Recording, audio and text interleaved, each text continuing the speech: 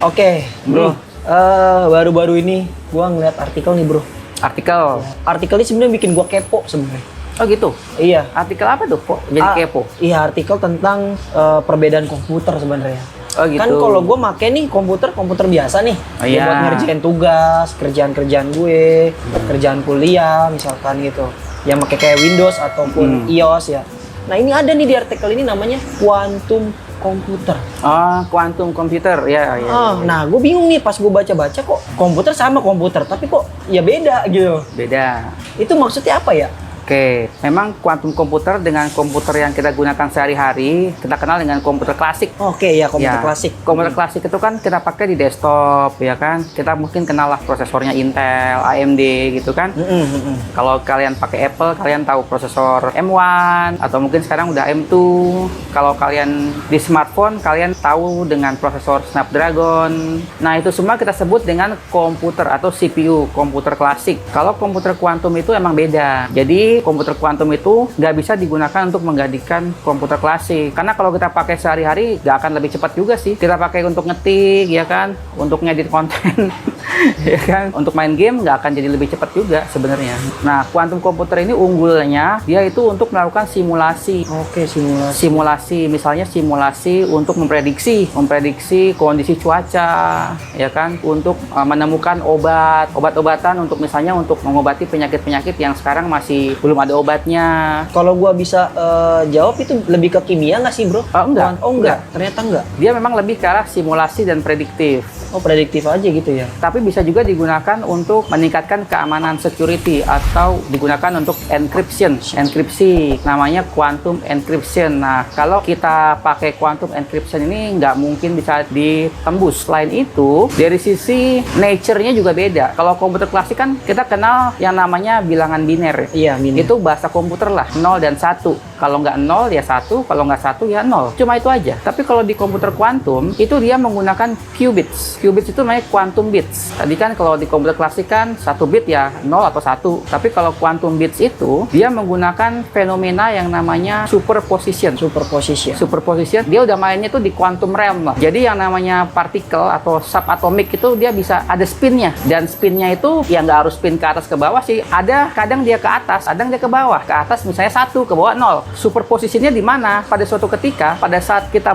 mau memproses sesuatu menggunakan quantum bits, dia belum tentu akan 1 atau 0. Dia selalu ada di tengah-tengah, 01, 01, 01, 01 gitu. Nah, jadi kita bisa gunakan fenomena superposition ini menyebabkan si quantum komputer itu punya keunggulan bahwa dia bisa memproses secara paralel. Gue nggak akan bicara secara teknis ya, karena pasti ribet. Karena ini bicaranya udah quantum physics. Fisika kuantum pasti akan puyeng lah. Jadi intinya dengan fenomena superposition itu, bit yang ada di dalam quantum bits itu nggak hanya 0 atau 1, tapi dia bisa ada di antara itu. Nanti kita bisa ukur seberapa besar probabilitasnya akan ke 1 atau ke 0. Selama atomnya itu masih berputar, belum ada yang namanya kata final. Nah, inilah yang menyebabkan dia bisa memproses suatu masalah ya, suatu simulasi secara paralel. Kalau komputer biasa itu kan, anggaplah kita main labirin ya. Labirin itu kan banyak. Iya, banyak yang tersembunyi lah ya di labirin ya. Iya, banyak siku-siku orang-orang tersembunyi yang mentok atau misalkan yang ada jalan keluarnya. Ya, coba kalian pikirkan, kalian bagaimana caranya mencari jalan yang terbaik untuk masuk dan keluar dari labirin? Pasti kalian akan coba satu-satu kan? Iya.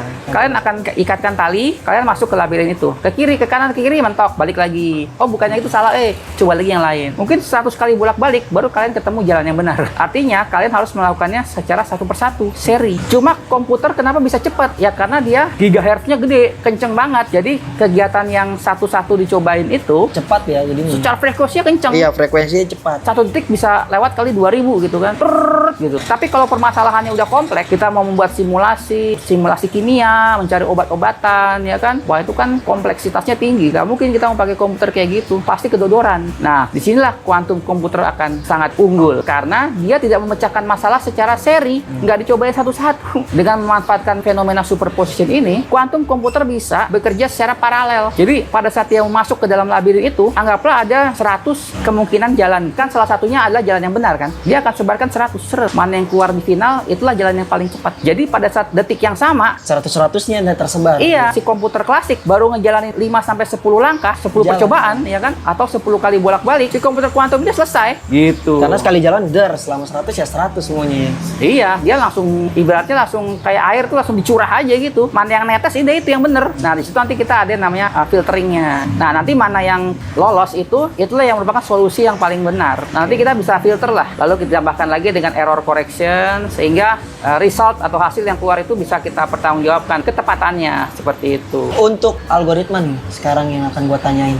Oh, algoritma. Nah, kalau misalkan algoritma di komputer-komputer klasik kan kayak Java ya kan, itu kan terstruktur tuh. Oh, bahasa pemrograman. Bahasa pemrogramannya kan terstruktur ya, Ah. rapi dengan ini. Nah, kalau misalkan dari algoritmanya si komputer klasik ini menuju ke komputer kuantum ini gimana tuh? Sama nggak? Apakah ada perbedaan atau gimana tuh di algoritmanya tersebut? Oh, maksudnya apakah algoritma yang digunakan pada komputer klasik ya kan bisa digunakan di kuantum komputer? Betul. Ya, jadi untuk kuantum komputer itu punya algoritma sendiri namanya algoritma kuantum. Oh, oke. Jadi algoritma biasa yang kalian kenal di komputer klasik nggak akan bisa digunakan di komputer kuantum. Oh, intinya berbeda. Beda. Nah, algoritma kuantum tuh ada beberapa sih, tapi yang terkenal tuh Shor's algorithm. Shor's algorithm ini bisa digunakan untuk memecahkan enkripsi. Kita nunggu dulu sampai ada prosesor yang bisa memiliki setidaknya 1 juta qubits. Nah, 1 qubits itu kan terdiri dari dua atom yang namanya itu saling terhubung lah. Namanya quantum entanglement. Jadi kalau atom misalnya ini di sininya berubah, di sini berubah. Berubah ya otomatis ya. Nah, 1 qubits itu terdiri dari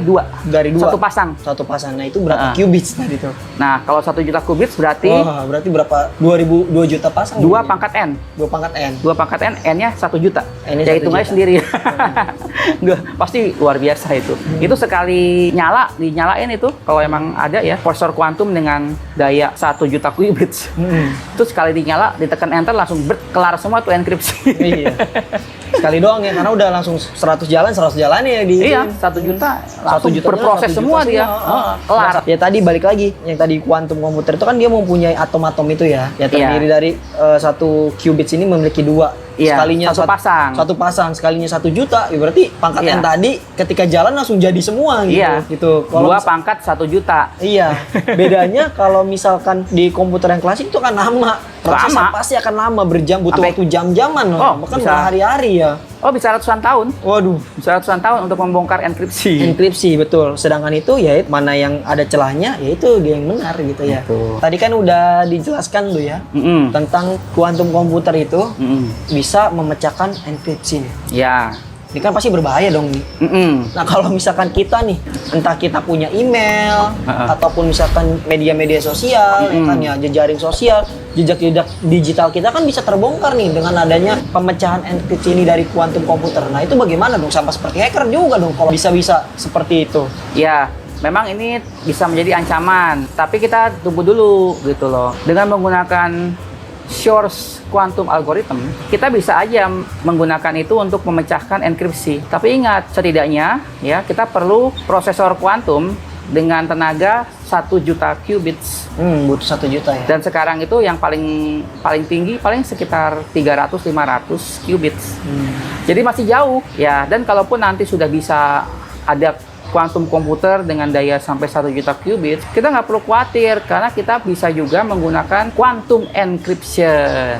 Nah, quantum encryption itu nggak mungkin bisa dipecah. Oke. Jadi Gitu. sebagai apa namanya wall ya, dindingnya ya supaya Ya. tidak terpecahkan ya. Dan sekarang juga kalau kita mau beli kuantum komputer harganya juga sangat mahal, gila-gilaan. Masih sangat mahal dan kita rakyat biasa ya, jelatah ini nggak akan bisa beli. Biasanya sih yang mampu beli itu perusahaan-perusahaan besar lah kayak Google, Microsoft gitu. Mereka bisa punya. Atau mungkin government. Tapi government pun nggak akan menggunakan untuk memata-matai kita. Untuk menjaga ini datanya dia juga ya. Ya, paling yang dia bongkar itu tentunya enkripsi atau pesan-pesan dari negara musuh. Ngapain juga dia mau baca email kita yang nggak ada gunanya ini kan? Iya, gini, itu menarik loh. Gue mau lebih mendalam nih pertanyaannya nih. Kalau tadi kuantum itu bisa ngeliat email kita dan lain-lain ya. Tadi kan ya Membongkar enkripsi. Ya membongkar ya. Dan misalkan ada yang beli pasti kan nggak mungkin individu lah. Ya paling kalau individunya itu kaya raya banget, miliarder atau triliuner ya kan. Gue mau bertanya bahwa kalau misalkan dia itu seorang intelijen, dia kan harus misalkan,